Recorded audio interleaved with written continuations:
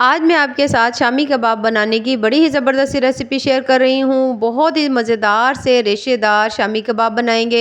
अगर आपका मसाला जो है पतला हो जाता है तो उसके अंदर हम इस तरह की ऐसी क्या चीज़ डालें कि आपका मसाला बड़ा थिक हो जाए और आपके शामी बगैर टूटे हुए ज़बरदस्त से बने। बगैर अंडे के आप किस तरह से शामी बना सकते हैं। और ये देखिए माशाल्लाह से ही ज़बरदस्त से रेशेदार हमारे शामी कबाब जो है होते हैं।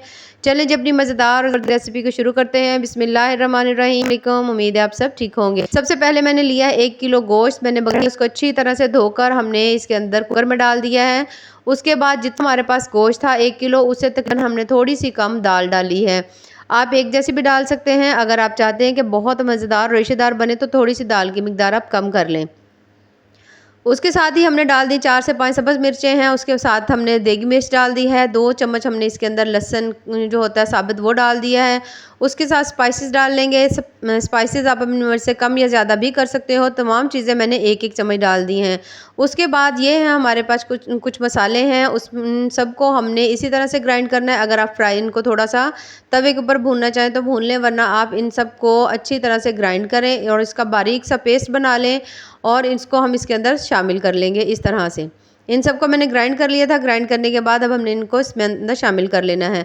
उसके बाद हमने इसमें डालना है पानी। पानी तकरीबन हमने इतना डालना है कि जिसमें ये तमाम चीज़ें जो है दाल और गोश्त इसके अंदर बस हल्का सा डिप हो जाए, यानी कि डूब जाए इस तरह से। ज़्यादा पानी बहुत ऊपर तक नहीं रखेंगे। उसके बाद हमने इनको कर लेना है मिक्स और इसको कुकर को हमने रख देना है आँच पे। उसके बाद हमने जब इसकी सीटी स्टार्ट होगी चलनी तो हमने इसको 20 से 25 मिनट के लिए कुक करना है अच्छी तरह से।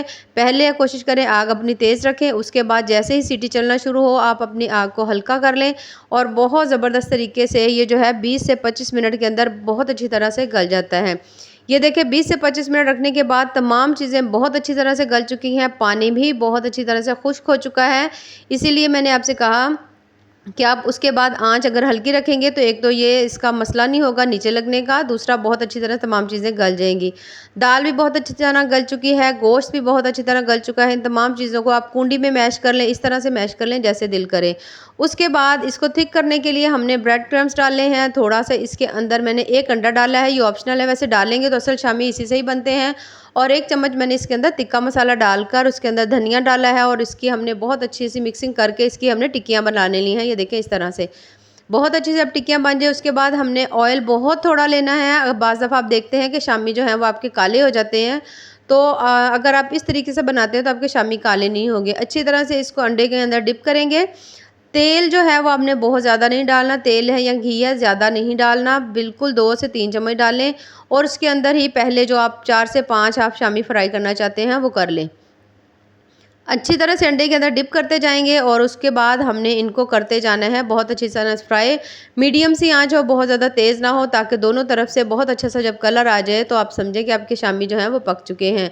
अच्छा तेल जो है वो आप कोशिश करें जब आप ये वाले शामी अच्छी तरह से पका लें तो उसके बाद आप फ्राई पैन जो है उसके अंदर 1 से 2 चम्मच नया तेल या घी डालें और बाकी शामी फिर उसमें हम बारी बारी फ्राई करते जाएं। इस तरह से आपके शामी बिल्कुल भी काले नहीं होंगे और उनका कलर भी बड़ा प्यारा होगा। आप बाज़ दफ़ा देखते हैं कि हम शामी जब फ्राई कर रहे होते हैं तो उसका थोड़ा सा मसाला निकलता है तो सारा तेल जो है ना वो हमारा ख़राब हो जाता है, वो काले रंग का हो जाता है, जिसकी वजह से शामी भी हमारे जो है उनका भी रंग काला हो जाता है।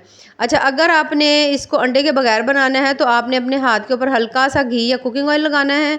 उसके बाद आपने इसकी एक छोटी सी इस तरह से आपने टिक्की बनानी है और आपने इसको डायरेक्ट तेल में डाल के उसको फ्राई कर लेना है। इस तरह से ये टूटेगी भी नहीं।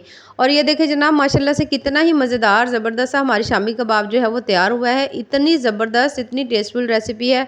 अगर आप तमाम चीज़ें इसी तरह से फॉलो करते हैं तो आप यकीन करें कि आपके शामी कबाब बड़े ही ज़बरदस्त बड़े ही टेस्टफुल से बनेंगे। ये देखें माशाल्लाह कितने ही ज़बरदस्त हमारे शामी कबाब बने हैं। इसी तरह से जैसे ही तमाम बनते जाएंगे हमने इनको कर लेना है फ्राई। ये देखिए मैं निकाल रही हूँ तो नीचे से जो तेल है वो हल्का हल्का सा ब्लैक हो रहा है, इसलिए मैं कह रही थी कि आप जितना तेल कम डालेंगे उतना ही अच्छा है।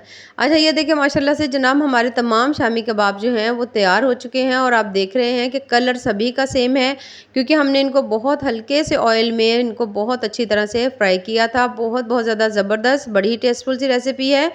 ये मैं आपको एक यहाँ ये देखिए आप ज़रा चेक करें, तमाम शामी हमारे बहुत ही ज़्यादा मज़े के बने हैं और बहुत ज़्यादा टेस्टी बने हैं। रेसिपीज़ को ज़रूर फॉलो किया करें। रेसिपीज़ पसंद आएँ तो चैनल को ज़रूर लाइक करें, सब्सक्राइब करें। ये देखिए माशाल्लाह कितनी ही ज़बरदस्त कितनी टेस्टफुल से हमारे शामी कबाब जो हैं वो तैयार हुए हैं। इसमें से मैं आपको एक तोड़ कर दिखाती हूँ, आप चेक करें कि उसके रेशे के कितने ही ज़बरदस्त उसके रेशेदार हमारे जो शामी कबाब हैं वो तैयार हुए हैं। ये देखिए इस तरह से मैं आपको दिखाती हूँ, बहुत ज़्यादा ज़बरदस्त सी रेसिपी है और बिल्कुल ही जितनी इसमें टिप्स एंड ट्रिक्स थी वो मैंने आपके साथ सारी यूज़ की हैं। ये देखिए माशाल्लाह कितने ही ज़बरदस्त रेशेदार से हमारे शामी कबाब बने हैं। इसको आप जिस तरह से मर्ज़ी तोड़ें, ये देखें बहुत ज़्यादा मज़े के बने हैं। आप बनाएँ इस तरह से और एंजॉय करें। ये देखिए माशाल्लाह से कितने ही ज़बरदस्त से हमारे शामी कबाब जो हैं वो रेडी हो चुके हैं। बहुत ज़्यादा टेस्टी, बहुत ज़्यादा सिंपल और बहुत ज़्यादा हेल्दी सी रेसिपी ज़रूर बनाइएगा। बाकी दुआओं में याद रखिए। अल्लाह हाफ़िज़।